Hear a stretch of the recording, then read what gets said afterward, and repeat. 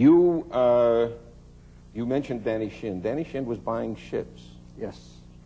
You have anything to do with that? Yes. I once was handed a briefcase with $50,000, an attache case, forgive me, with $50,000 in cash to go up to the Panamanian consulate right here on Fifth Avenue to pay for the flag.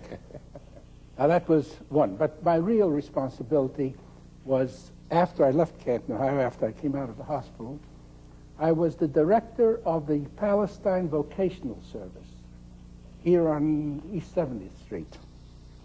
This was an organization set up primarily to recruit sailors and other personnel for the so-called illegal ships.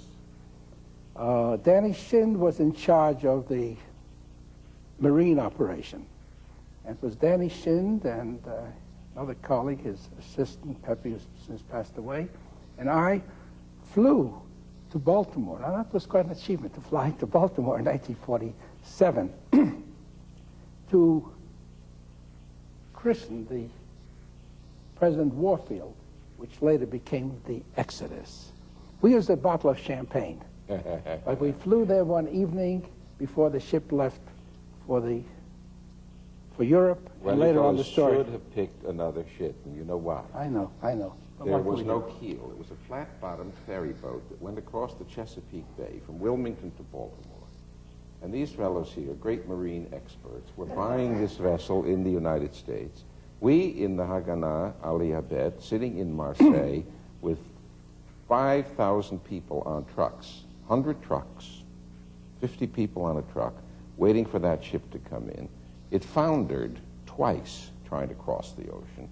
It was 10 days late, and when it finally came in, we loaded 4,400 people on that ship, and you and I, unknown to each other at that time, were working on both sides of the run of the same vessel.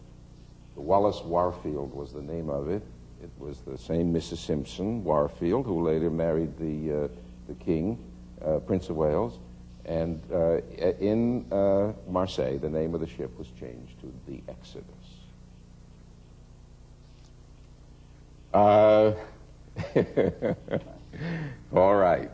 Well, when did you go to Palestine? Or what later, by now, was already Israel? My first visit to Palestine was actually in 1937-8, when I received an AVUCA scholarship. AVUCA was the Student Zionist Federation. I was, at that point, chairman of the New England Zionist Federation, the AVUCA, and I got a scholarship. It was a great idea, by the way. It was one of these free scholarships. You could go and do what you pleased. And in a way, it was unique because we spent several months in a kibbutz.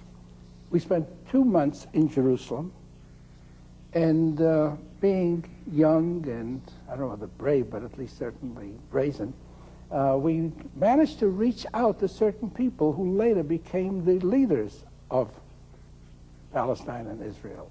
Beryl Katzenelson, Usishkin, Moshe Sharet. We simply said to them, please tell us what's happening. And they took us seriously. And they used to spend hours with us. And for the 2 months in Jerusalem, we had an exposure to some of these people. Ben Gurion was not in Palestine at the time, and neither was Golda Meir. But Usishkin, who was the head of the Jewish National Fund, you're all familiar with the Jewish National Fund, the blue box. But he was a very, very stubborn gentleman. He was the only person who refused to shake hands with us because we, as a student Zionist organization, were for partition. And that was the first time partition was suggested by the British as a way of solving the Arab problem.